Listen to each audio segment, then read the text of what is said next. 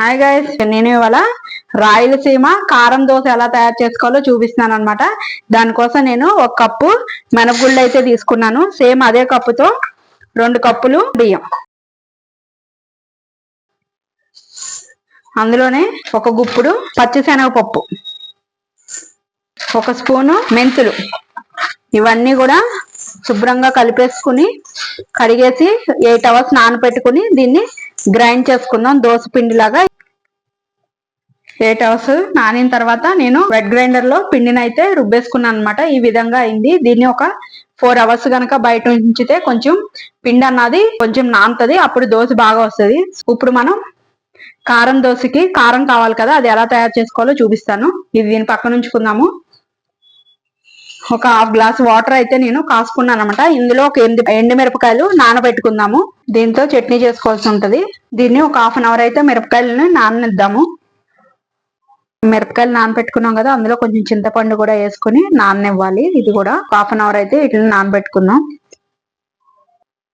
దీనికి బొంబాయి చట్నీ కూడా చేసుకోవాలన్నమాట. దానికోసం అని చెప్పి నేను ఒక 5 స్పూన్లు శనగపిండిని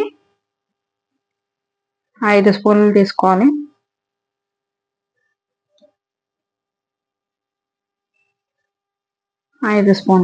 ఒక 50 ml వాటర్ పోసి దీన్ని చిక్కగా ఉండలన్నది లేకుండా కలుపుకోవాలి. ఈ విధంగా అయితే కలుపుకొని పక్కన పెట్టుకోవాలి. ఇప్పుడు మనం బొంబాయి చట్నీ చేసుకుందాం. బొంబాయి చట్నీ చేసుకోవడానికి ఒక గిన్నె అయితే పెట్టేసుకున్నాను. అందులో ఒక 3 స్పూన్స్ ఆయిల్ కూడా వేసుకోవాలి.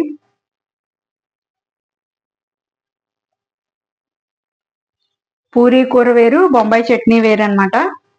పూరీ కూర అంటే మనము ఆనియన్స్ పొటాటో అన్ని వేస్తాము, కానీ ఇందులో అలాంటివి ఏమి వేయము.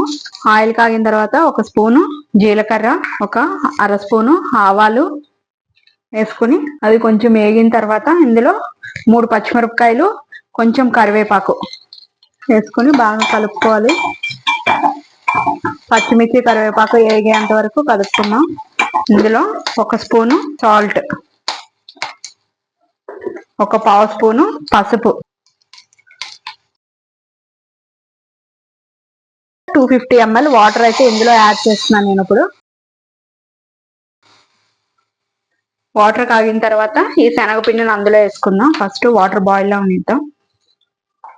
వాటర్ అయితే మరిగిపోతున్నాయి. ఇప్పుడు మనం ముందుగా కలిపి పెట్టుకున్న శనగపిండి ఉంది కదా, అది ఇందులో యాడ్ చేసేసుకోవాలి. మొత్తం గ్యాస్ ని లో ఫ్లేమ్ లో పెట్టుకొని బాగా చిక్కగా అవనివ్వకూడదు. ఒక ఉడుకు వచ్చిన తర్వాత దీన్ని ఆపేయాలి.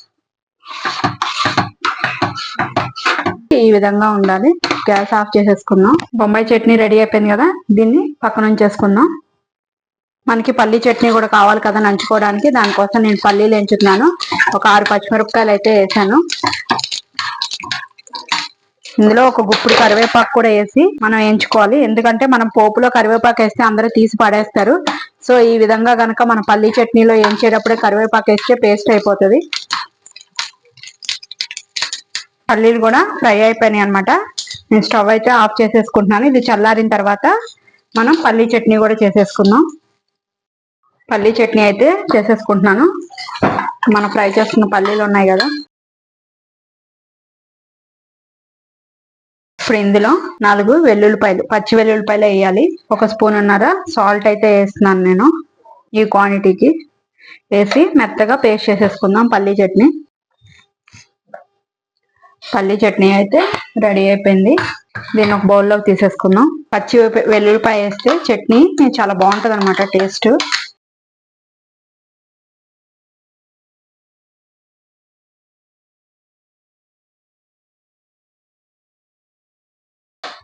పల్లీ చట్నీ అయితే రెడీ అయిపోయింది. బొంబాయి చట్నీ కూడా రెడీ అయిపోయింది. ఇప్పుడు మనం ఎర్రకారం చేసుకుందాం అనమాట. ఎర్రకారం చేసుకోవడానికి మనం నానబెట్టుకుని ఉంచుకున్న ఎండుమిరపకాయలు ఉన్నాయి కదా, చింతపండుతో సహా ఇందులో వేసేసుకుందాం. నేను ఒక మీడియం సైజు 2 ఉల్లిపాయలు ఇలా కట్ చేసుకున్నాను. 1 స్పూను జీలకర్ర, 1 స్పూను సాల్ట్, ఇవన్నీ మెత్తగా గ్రైండ్ చేసుకుందాం. పేస్ట్ లాగా తయారు చేసుకోవాలి. ఇది కూడా రెడీ అయిపోయింది అనమాట. దీన్ని కూడా ఒక బౌల్లోకి తీసేసుకుందాం.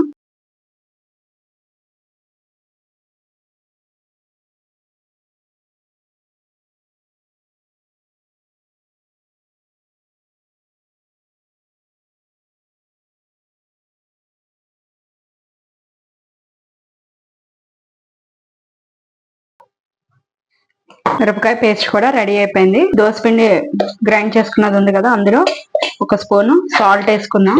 వేసుకుని ఒక 200 ml వాటర్ పోసుకొని ఇది దోసపిండి లాగా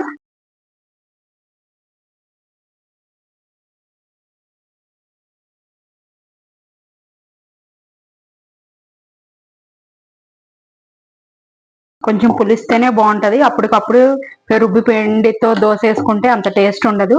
ఓవర్ నైట్ నానితే గనక ఆ దోశ చాలా టేస్ట్ ఉంటది.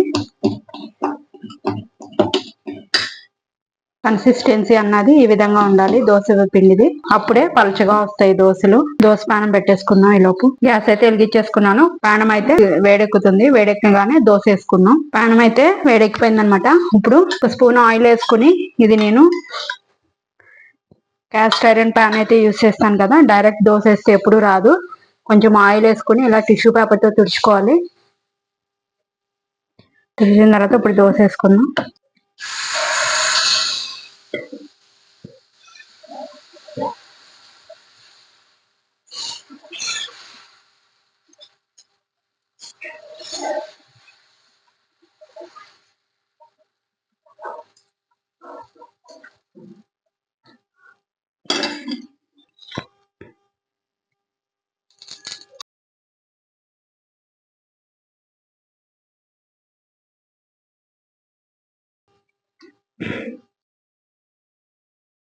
కొంచెం ఆ సైడ్ కూడా కొంచెం వేగాలి. వేగిన తర్వాత మనం ముందుగా తయారు చేసి పెట్టి ఉంచుకున్న బొంబాయి చట్నీ వేసుకోవాలి. వేసుకుని ఇది మొత్తం కూడా ఈ విధంగా స్ప్రెడ్ చేసుకోవాలి.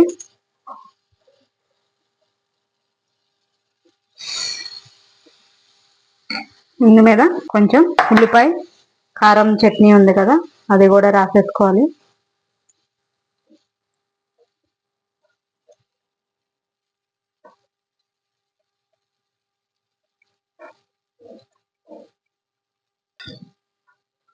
పైనుంచి ఒక స్పూన్ ఆయిల్ వేసుకుందాం. ఇప్పుడు దీన్ని హాఫ్కి మడుచుకోవాలి. మీరు రాయలసీమ వెళ్ళినప్పుడు తినండి, సేమ్ ఇదే టేస్ట్ లో ఇలాగే ఉంటది. మీరు కూడా ట్రై చేయండి, సేమ్ రాయలసీమ టేస్ట్ అయితే వస్తుంది దోశ.